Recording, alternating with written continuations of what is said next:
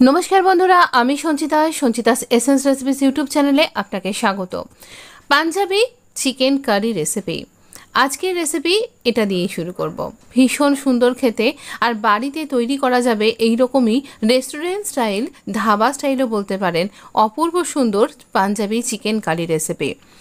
আপনি যেটা বাইরে খাচ্ছেন সেটা আপনি যদি বাড়িতেই তৈরি করে ফেলতে পারেন তাহলে সেটা অনেক বেশি হেলদি হয়ে যাবে, আর আপনি আপনার বাড়ির প্রত্যেকটা সদস্যকেই দিতে পারবেন। আর এই পুজোর মধ্যে আমার মনে হয় এর থেকে হেলদি অপশান আর হয় না। চিকেন নিয়েছি, চিকেনের মধ্যে দিয়ে দিচ্ছি নুন, হলুদ, আর দিচ্ছি আমরা এখানে টক দই। টক দই আপনি বাড়িতে পাতা বা কেনা যা খুশি দিতে পারেন, দিয়ে ভালো করে আমরা এখানে ম্যারিনেট করে নেব। চিকেনটাকে আমরা খুব ভালো করে ম্যারিনেট করে নিচ্ছি এই রকমভাবে। চিকেনটা ম্যারিনেট করে মোটামুটি আধ ঘন্টা তো রাখতেই হবে, তার থেকে 1 ঘন্টা যদি রাখতে পারেন তাহলে আরেকটু ভালো। তো এইভাবে চিকেনটা ম্যারিনেট করে আমরা রেখে দিলাম। এবার আমরা কড়াইতে তেল দিচ্ছি। কড়াইতে তেল দিয়ে আমরা এখানে কিছু ইনগ্রেডিয়েন্টস অ্যাড করব। কি কি দিচ্ছি পরপর একবার ভালো করে দেখে নিন। আমরা কিন্তু চিকেনটা একটু অন্য রকম করে করব।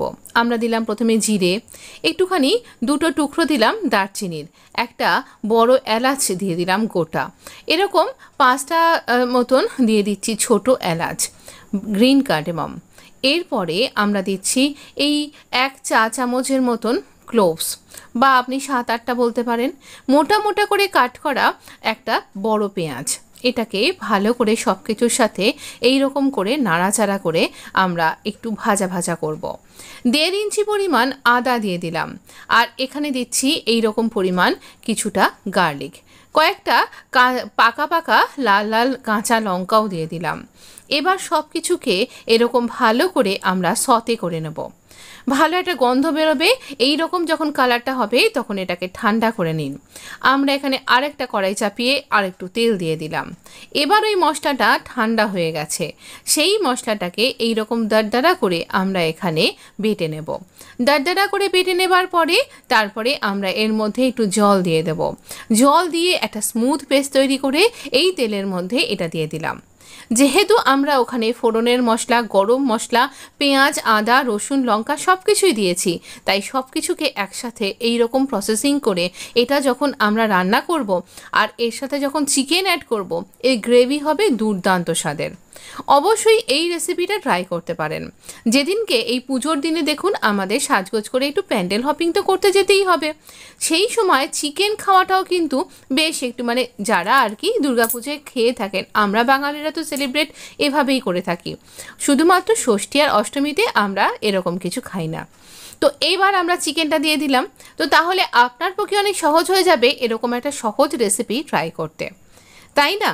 তো এইভাবে রেসিপিটাকে রেডি করে নিলেন, আর এই প্রসেসটা আপনি আগেও করে রাখতে পারেন প্ল্যানিং করে। তো এবার আমরা এখানে সব কিছুকে একসাথে ভালো করে কষাবো যতক্ষণ পর্যন্ত না চিকেন থেকে অয়েলটা সেপারেট হয়ে যাচ্ছে। আর দেখলেন তো কতটা কম তেল লাগে। আমরা সামান্য একটুখানি তেলে সব কিছুকে আগে ভেজে নিয়েছিলাম, আবারও সামান্য একটু তেলে সব কিছুকে আবার কষিয়ে নিচ্ছি। যখন কষাচ্ছি তখন আমি 2 টেবিল চামচ তেল দিয়েছিলাম। তো এটাকে খুব ভালো করে আমরা কষাবো, আর হাই ফ্লেমে এটা ভালো করে নাড়াচাড়া করব। এটাকে করতে করতে ছেড়ে চলে যাবেন না, তাহলে কিন্তু লেগে যাবার ভয় আছে, কারণ সব কিছু একদম পেস্ট হয়েই আছে, সব কিছুই কুক হয়ে আছে, আর এর মধ্যে খুব একটা বেশি গ্রেভি এরকম ব্যাপারটাও নেই। মাংস থেকে যে জলটা ছাড়বে তাতেই এটা কিন্তু সেদ্ধ হয়ে যাবে। আর এইভাবে যখন এটা রান্না হতে হতে দেখবেন মাংসটা বেশ কুক হয়ে এসছে, বেশ গ্রেভিটাও আপনি বুঝতে পারবেন বেশ কুক হয়ে গেছে, ঠিক সেই রকম পর্যায়ে আমরা কি করব বলুন তো? আমরা এই রকম পর্যায়ে মাংসটাকে আরও একটুখানি সেদ্ধ হতে দেব। একটুখানি আঁচটাকে কমিয়ে দিন।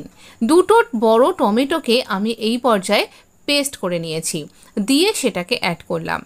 এখানে এই টমেটোর টেস্টটা ভীষণ অনবদ্য একটা টেস্ট আসে, অবশ্য করে এটা অ্যাড করতে ভুলবেন না। এবার টমেটোকেও ভালো করে রান্না করব। তো আমরা এখানে চিকেনটাকে কতভাবে রান্না করছি, একবার রান্নাটা হয়ে বেশ যখন চিকেন খানিকটা সেদ্ধ হয়ে গেছে, গ্রেভি যখন বেশ কুক হয়ে গেছে, সেই সময় টমেটোটা দিয়ে দিলাম। এবার এই সময় জল দরকার হলে একটু জল দিয়ে চাপা দিয়ে দিন। আমার তেমন দরকার ছিল না বলে আমি জল জল ছাড়াই এখানে আঁচটা কমিয়ে চাপা দিয়েছিলাম। আমার চিকেনটা তো একদমই প্রায় রেডি হয়ে গেছে। নামানোর আগে সকালবেলায় জাল দেওয়া দুধ থেকে যে মালাইটা আমি কালেক্ট করি সেই মালাইটা অ্যাড করে দিলাম। আপনি রেডিমেড ক্রিমও দিতে পারেন কিন্তু। এবার একটু স্ট্যান্ডিং টাইম দিন এটাকে। এটা যখন এরকমভাবে আরও একটুখানি ফুটে উঠলো, মানে মালাইয়ের সাথেও আবার একটুখানি কুক হয়ে গেল, তাহলে দেখলেন তো কত রকম পর্যায়ে স্টেপ বাই স্টেপ এটা কিন্তু রেডি হচ্ছে। এই সময় কাসুরি মেথি দিয়ে দিন। কাসুরি মেথিটা এই রেসিপিতে অনবদ্য একটা স্বাদ আনে। কোনো ইনগ্রেডিয়েন্টসকেই কিন্তু আপনি স্কিপ করবেন না, তাহলে সেই টেস্টটা আর খুঁজে পাবেন না। এবার দেব আমচুর পাউডার।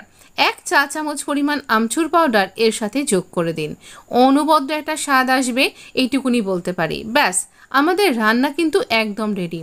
গরম মশলা দিলেন না তো? আরে দিয়েছি তো, আগেই তো দিয়েছি। পুরো গরম মশলার ফ্লেভারেই এটা কুক হয়েছে, তাই আর গরম মশলা অ্যাড করবেন না। অতিরিক্ত গরম মশলা আমাদের শরীরের জন্য কিন্তু ক্ষতিকর, তাই আর গরম মশলা অ্যাড করবেন না। এই মখমলি গ্রেভি এর সাথে আপনি যা খুশি সার্ভ করতে পারেন। আপনি বাসন্তী পোলাও সার্ভ করতে পারেন, রেসিপি আমার চ্যানেলে পেয়ে যাবেন। পনির পোলাওও পেয়ে যাবেন। তবে হ্যাঁ, তন্দুরি রুটি কিংবা রুমালি রুটি এই রেসিপি পাবেন না, এগুলো দিয়েও কিন্তু খেতে পারেন। কিছু না হোক, আপনার তাওয়া রুটিও জিন্দাবাদ এর সাথে। অবশ্য করে কিন্তু ট্রাই করতে ভুলবেন না। কোনটা দিয়ে ট্রাই করলেন আর রেসিপিটা কেমন লাগলো জানাতে ভুলবেন না কিন্তু। ভালো থাকবেন, ধন্যবাদ।